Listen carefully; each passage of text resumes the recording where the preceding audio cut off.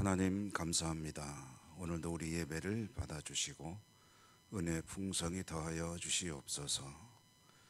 예수님 이름으로 기도드립니다. 아멘. 찬송가 401장입니다. 401장. 통일 찬송가는 457장.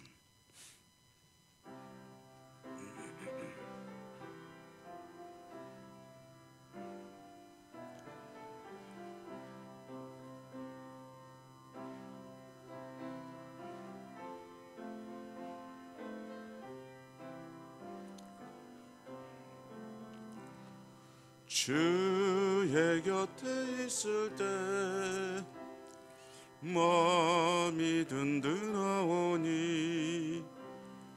주여 내가 살 동안 인도하여 주소서. 주여 주여 나를 인도하소서. 바른 세상 살 동안 주여 인도하소서. 비난처인 예수여 세상 물결함할 때 크신 은혜 베푸사 나를 숨겨주소서. 주여 주여 나를 인도하소서. 바른 세상 살 동안 주여 인도하소서. 세상 풍 퍼진 후 영화로운 나라와 눈물 없는 곳으로 들어가게 하소서. 주여 주여 나를 인도하소서. 바른 세상 살 동안 주여 인도하소서. 아멘.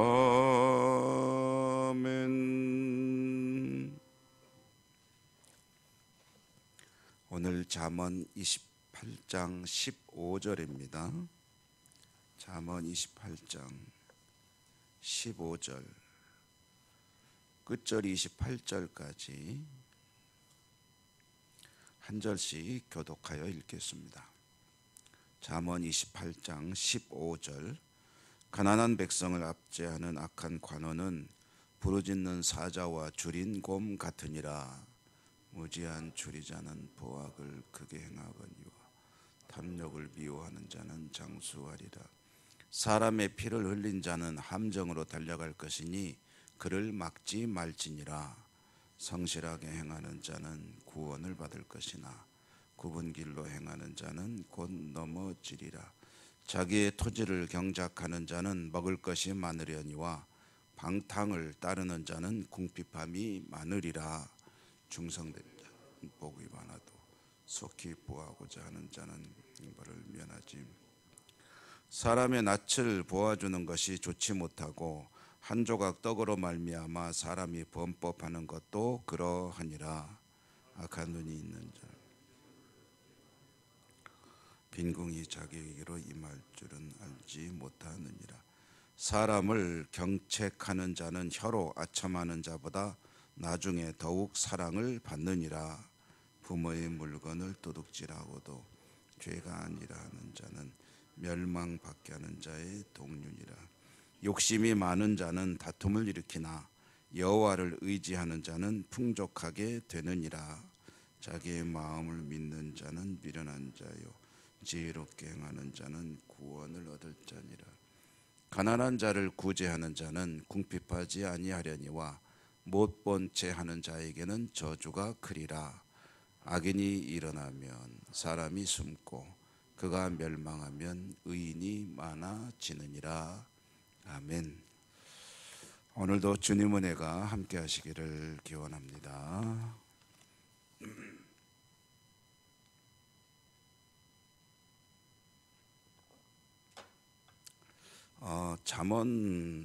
잠언은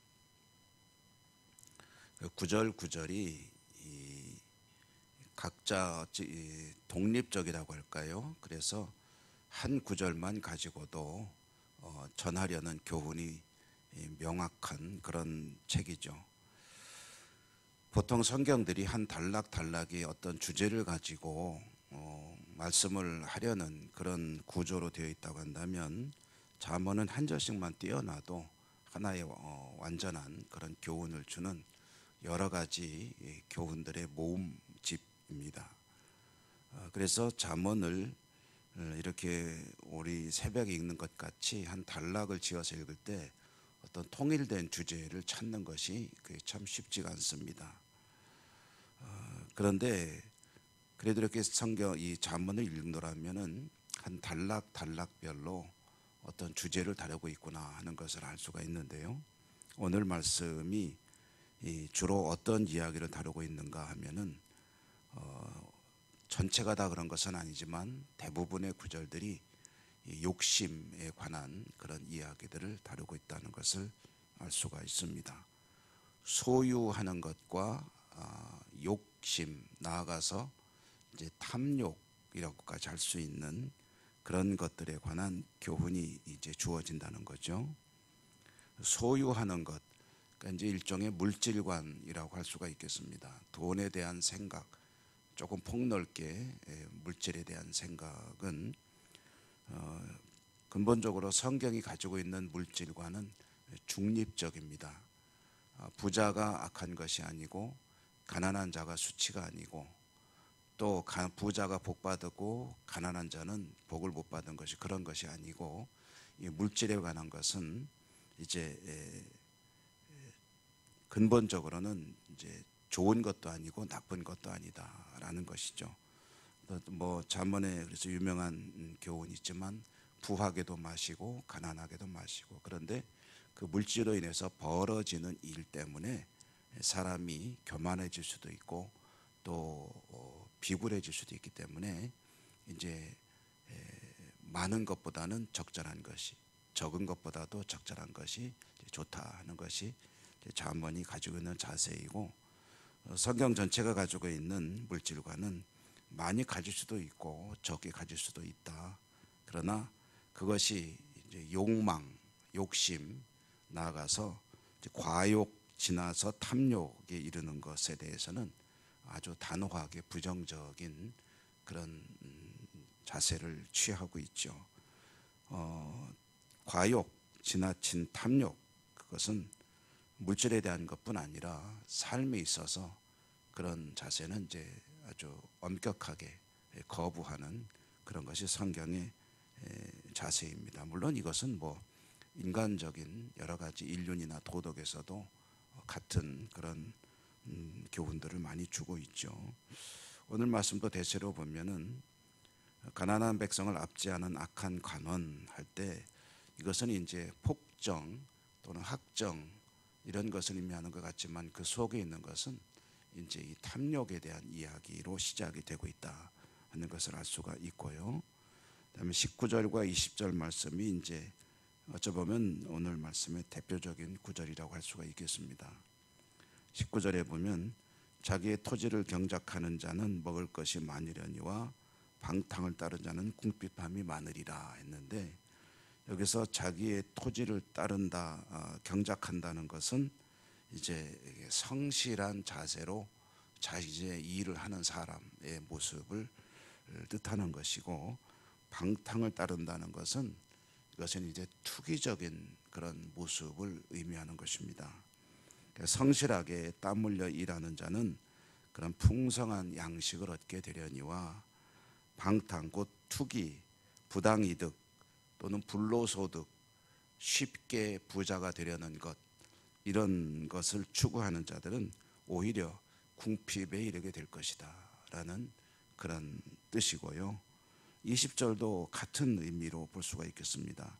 충성된 자는 복이 많아도, 이것은 삶에 대해서 성실한 자세를 가리키는 것이고, 속히 부하고자 하는 자는 어떤 편법을 써서 벼락부자가 되려고 하거나 또는 그런 모습을 가리키는 것이다. 그래서 19절과 20절이 묶어서 말하면은, 땀 흘려 정직하게 일하는 것이 중요하지, 빠르게 무언가를 이루려고 하는 것은 사실 욕망, 탐욕의 발로이고, 그것은 결국은 스스로 이제 파멸에 이르게 된다라는 것이 이제 성경이 주는 교훈이라는 거죠.